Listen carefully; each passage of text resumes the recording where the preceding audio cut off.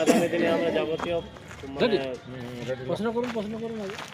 বলছি এই যে আজকে জঙ্গলমহলের ছটি কুর্মী সংগঠনের একটা বৈঠক সভা ছিল, এই বৈঠক সভায় আলোচ্য বিষয় কী কী হলো? আজকে আমাদের কর্মী সংগঠনগুলোর যে 6টা সভা নিয়ে যে বৈঠক, সেখানে আমরা একটা যৌথ কমিটি তৈরি করলাম 21 জনের, এবং তার ভিতরেই আর একটা এক্সিকিউটিভ কমিটি 11 জনের আমাদের তৈরি হবে, যেটা এখনও হয় নাই। কারণ বাইরের যে জেলাগুলো আছে তাদের প্রতিনিধিদেরকে নিয়ে আগামী শনিবার আমরা ছাতনায় একটা মিটিং ডাকব। সেই মিটিংয়ে আমরা পূর্ণাঙ্গ যৌথ কমিটি এবং কোর কমিটি তৈরি করব, এবং আগামী যে আমাদের আন্দোলনের যে কর্মসূচি বা যে আমরা কর্ম পরিকল্পনা, সেটা সেইখানে স্থির হয়। এইটুকুই আজকে আমাদের সিদ্ধান্ত হয়েছে। এই সভাতে কি বার্তা দিবেন সাধারণ মানুষের? বার্তা আমরা সাধারণ কর্মী জনজাতির প্রতি বার্তা দেব এইটাই, যে আপনারা নিজের যে জাতির যে আন্দোলন সেটা পাশে থাকুন, এবং আমরা গণতান্ত্রিক উপায়ে আমরা কেন্দ্র সরকার রাজ্য সরকার উভয়ের সাথে কেউ আমাদের বিরোধী নয়। আমরা সবার কাছে আমাদের দাবি পৌঁছাবো এবং যথাযথ উপায়ে আন্দোলনের মাধ্যমে দাবি আদায় করব, এবং তারা যাতে আমাদের পাশে থাকে এই বার্তাটাই আমরা দিতে চাই আমার কর্মী জনজাতির কাছে। আরেকটা জঙ্গলমহলের মেন সমস্যা এই জনজাতির মধ্যে একটা ভাইচারা, সেটার মেলবন্ধনটার উপর কি কোনো বার্তা হলো কি? ভাইচারা মানে এই প্রত্যেকটা জাতির মধ্যে একটা বিভেদের যে একটা হয়েছিল এই কুর্মী আন্দোলনে এসটির প্রতি, হ্যাঁ না, সেটা আমরা সাংবিধানিক উপায়ে আমাদের সাংবিধানিক যে অধিকার সেটা নিয়ে আমরা আন্দোলন করছি।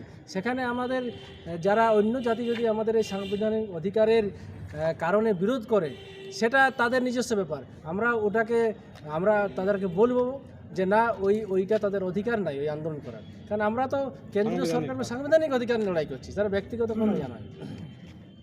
আসলে বিভিন্নভাবে কর্মীদের যে আন্দোলন চলছে সেটার এগেনস্টে যারা আদিবাসী আছেন লিস্টেড আছেন আর কি, তাদেরকে নানাভাবে একটু আমাদের বিরুদ্ধে দাঁড় করাবার চেষ্টা করেছিল বিভিন্ন সংগঠনের পক্ষ থেকে, বিভিন্ন রকম চক্র থেকে, কিন্তু সেটা তারা ধীরে ধীরে বুঝেছে যে না, কর্মীদের দাবিটা ন্যায্য দাবি বটে, এবং তার জন্য তারা ধীরে ধীরে নিজেরাই কিন্তু নিস্তব্ধ হয়ে গেছে।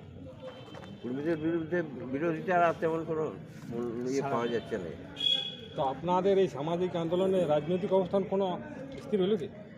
রাজনৈতিক অবস্থান আমরা সামাজিকভাবেই আন্দোলনটা করছি, রাজনীতিতে আমরা ঠিক কোনো এখনও স্থির করি নাই। আমরা রাজনীতি কী করব না করব, কিন্তু দাবিটার ব্যাপারে আমরা কেন্দ্র সরকার এবং রাজ্য সরকার সমস্ত সরকারগুলোর এই কাছে দাবি জানাবো আমরা কীভাবে। এই যে কর্মী আন্দোলন আজকাল মনে আছে না যে কিছুটা জায়গায় যাই নিয়ে দাঁড়িয়ে গেছে, এটাকে মানে একটু বাড়াবার জন্য আপনাদের যে পরবর্তী দাঁড়িয়ে যায় না, কর্মী আন্দোলন আমরা শুরু করেছি যখন, তখন তো খুব কম লোক ছিল।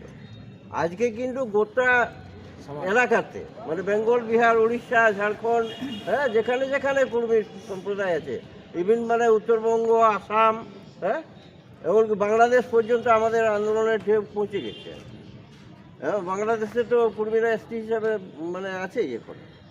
তো এখন এই যে আমাদের আন্দোলন আমরা খুব ছোটো করে শুরু করেছিলাম, কিন্তু আজকে গোটা সমাজের মধ্যে এই একটা সচেতনতা এসেছে যে আমাদের এসটির দাবিটা আমাদের ফুলফিল করতে, এটা না হলে আমাদেরকে বঞ্চিত করা হয়েছে, এটা সবাই কিন্তু এখন জানে গেছে। সামনেই তো বিধানসভা নির্বাচন, তো বিধানসভা নির্বাচনের আগে রাজ্য সরকারের প্রতি কিছু কি বার্তা দিতে চাও? রাজ্য সরকারকে আমরা বলবো আমাদের দাবিগুলো পূরণ করা হোক।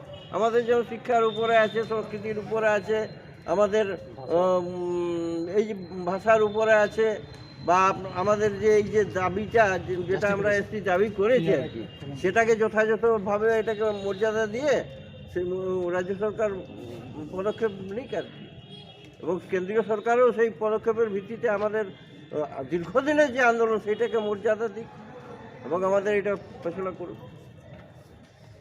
তো এরপর কি অবস্থান হবে, মানে কোনো আন্দোলন বড় ধরনের হবে কি? অবশ্যই আন্দোলন হবে, আমরা সেই জন্য যৌথ কর্মসূচি দিব আর কি, সবাই মিলে আমরা কমিটি হয়েছে, এবং সেটা যেটা হবে সেটা কিন্তু গণতান্ত্রিক উপায়ে। আমরা কোনো হঠকারী সিদ্ধান্ত নিব নাই, হ্যাঁ, এই রেল রকম অমুক টমুক এইরকম কিছু ভায়োলেন্সের কাজ আমরা করবো না। আমরা গণতান্ত্রিক উপায়েই মানে সেই আন্দোলন, জনসাধারণের কোনো অসুবিধা না, কোনোভাবেই অসুবিধা হতে পারে নাই। জোহার জোহার জোহার।